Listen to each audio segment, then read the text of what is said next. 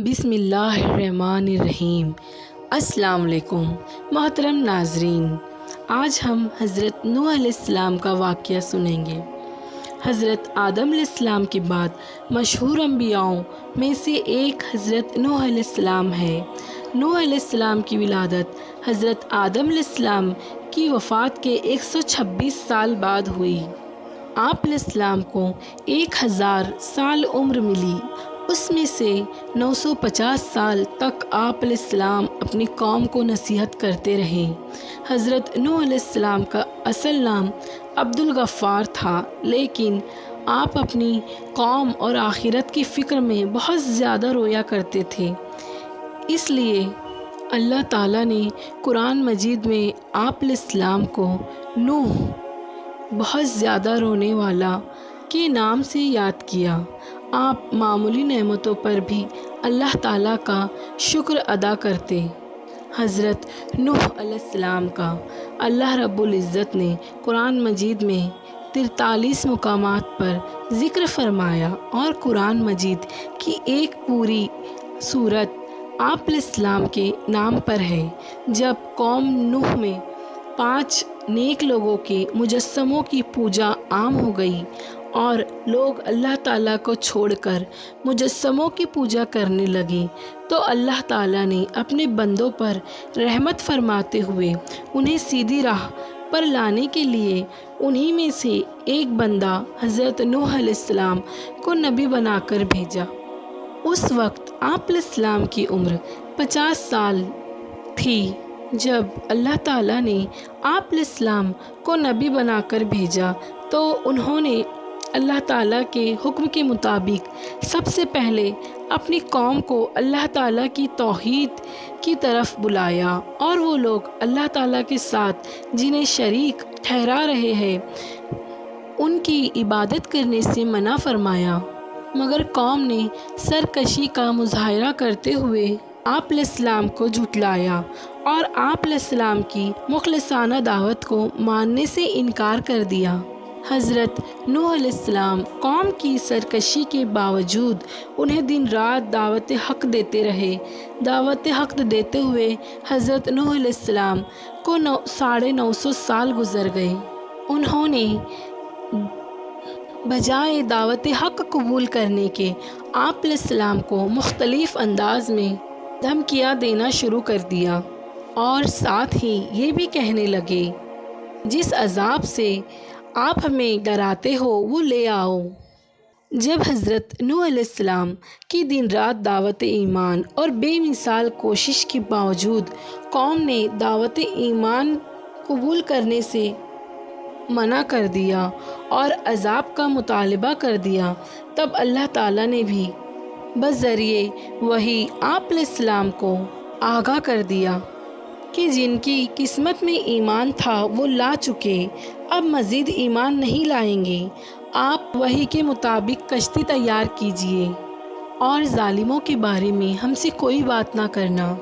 حضرت نوح علیہ السلام اللہ تعالیٰ کے حکم کے مطابق ایک ایسے میدان میں کشتی تیار کرنے لگے جس کے قریب و جوار میں دور دور تک کشتی چلانے کے لیے پانی موجود نہیں تھا۔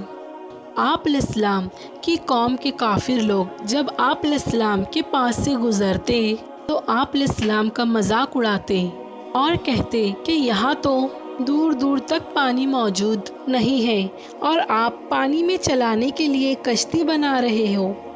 آپ علیہ السلام نے انہیں جواب دیتے ہوئے کہا، جس طرح آج تم ہمارا مذاق اڑا رہے ہو، اسی طرح ایک دن تمہارا بھی مذاق اڑایا جائے گا، اور تمہیں بہت جلد معلوم ہو جائے گا کہ اللہ کے عذاب کا شکار کون ہوتا ہے۔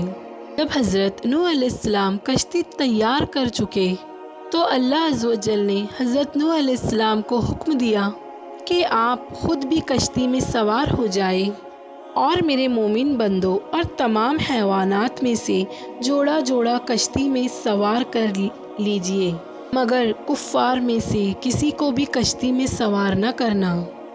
حضرت نوح علیہ السلام نے اللہ تعالیٰ کے حکم کے مطابق مومن بندوں کو، جن کی تعداد تقریباً 80 تھی، کشتی پر سوار کر لیا۔ جن میں حضرت نوح علیہ السلام کے بیٹے اور بیویاں تھیں اور مومن بندے تھے، اور تمام جانداروں کا ایک ایک جوڑا بھی تھا۔ آپ علیہ السلام نے ان سب کو سوار کر لیا۔ پھر اللہ تعالیٰ نے ایسا زبردست طوفان بھیجا کہ آسمان سے بھی زوردار بارش گرنے لگی اور زمین سے پانی ابلنے لگا۔ چند لمحات کے اندر پانی اتنا زیادہ ہو گیا کہ اللہ تعالیٰ کے حکم سے کشتی تیرنے لگی۔ جب قوم نوح پر سخت عذاب آیا اور ہر طرف پانی ہی پانی ہو گیا، قوم نوح کے افراد جو سرکش تھے پانی میں ڈوب کر ہلاک ہو گئے۔ طوفان کے باوجود حضرت نوح علیہ السلام کی کشتی موجوں میں صحیح سلامت چلتی رہی، اس لیے کہ اس کا محافظ اللہ تعالیٰ تھا۔ حضرت نوح علیہ السلام نے اپنے مشرک بیٹے اور بیوی کو کشتی پر سوار کرنا چاہا، لیکن انہوں نے انکار کر دیا۔ پھر آپ علیہ السلام نے انہیں اپنی آنکھوں سے موجوں میں ڈوبتے ہوئے دیکھا تو اللہ تعالیٰ سے انہیں بچانے کی درخواست کی، جس پر اللہ تعالیٰ نے ناراضگی کا اظہار فرمایا، اس لیے کہ اللہ تعالیٰ کے نزدیک شرک بہت بڑا گناہ ہے۔ چونکہ نوح علیہ السلام کی بیوی اور بیٹے نے بھی شرک کیا تھا، اس لیے وہ دونوں بھی سمندر میں غرق ہو گئے۔ طوفان رک گیا۔ اللہ نے زمین کو حکم دیا کہ وہ تمام پانی اپنے اندر نگل جائے۔ کشتی جودی پہاڑ پر جا کر ٹھہر گئی۔ آپ علیہ السلام نے طوفان کے حالات معلوم کرنے کے لیے ایک کبوتر بھیجا۔ وہ واپس آ گیا، اسے پاؤں رکھنے کے لیے جگہ نہ ملی۔ آپ علیہ السلام نے اسے پھر بھیجا، وہ پھر واپس آ گیا۔ چند دن بعد اسے پھر بھیجا گیا۔ وہ چونچ میں زیتون کی ایک ٹہنی لیے ہوئے تھا۔ اس سے نوح علیہ السلام نے معلوم کر لیا کہ پانی زمین سے کچھ ہی اونچا رہ گیا ہے اور درخت وغیرہ اگ چکے ہیں۔ کچھ دن بعد کبوتر کو پھر بھیجا گیا۔ اس بار جب وہ واپس آیا تو اس کے پیر خاک آلود تھے۔ نوح علیہ السلام نے سمجھ گئے کہ طوفان رک گیا ہے اور زمین خشک ہو چکی ہے۔ نوح علیہ السلام 6 مہینے کشتی میں رہے۔ اس طرح نوح علیہ السلام زمین پر اتر آئے۔ وہ محرم کی 10 تاریخ کو کشتی سے نیچے اترے۔ اس وقت اولاد آدم میں سے کوئی انسان زندہ نہیں بچا سوائے جو کشتی میں سوار تھے۔ تمام زمین غرق ہوئی تھی، سب کے سب طوفان کے نذر ہو گئے۔ صرف نوح علیہ السلام سے اولاد پیدا ہوئی اور زمین میں ان کی اولاد کے علاوہ اور کسی کی نسل باقی نہ رہی۔ اسی وجہ سے نوح علیہ السلام کو آدم ثانی کہا جاتا ہے۔ نوح علیہ السلام کے 3 بیٹے تھے۔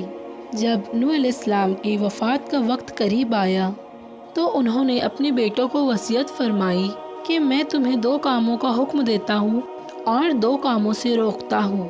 جن کا میں حکم دیتا ہوں ان میں سے پہلا کام یہ ہے کہ لا الہ الا اللہ کو اختیار کرنا، کیونکہ ترازو کے ایک پلڑے میں 7 زمین اور 7 آسمان رکھ دیا جائے اور دوسرے پلڑے میں لا الہ الا اللہ رکھ دیا جائے تو ان کلمات والا پلڑا جھک جائے گا، اور دوسرا سبحان اللہ و بحمدہ کثرت سے پڑھتے رہنا، کیونکہ اسی کی برکت سے اللہ تعالیٰ مخلوق کو رزق عطا فرماتے ہیں۔ اور جن چیزوں سے منع فرمایا، پہلی چیز میں تمہیں اللہ کا شریک ٹھہرانے سے منع کرتا ہوں اور دوسرا تکبر کرنے سے روکتا ہوں۔ طوفان کے بعد نوح علیہ السلام اللہ کے بندوں میں 350 سال تک زندہ رہے۔ پھر نوح علیہ السلام فوت ہو گئے۔ محترم ناظرین، اگر آپ کو میری ویڈیو اچھی لگے تو لائک کیجیے اور اسی طرح کے ویڈیوز کے لیے میرے چینل کو سبسکرائب کیجیے۔ اللہ تعالیٰ آپ سب کو اپنے حفظ و امان میں رکھے۔ ملتے ہیں اگلی ویڈیو میں، تب تک کے لیے اللہ حافظ۔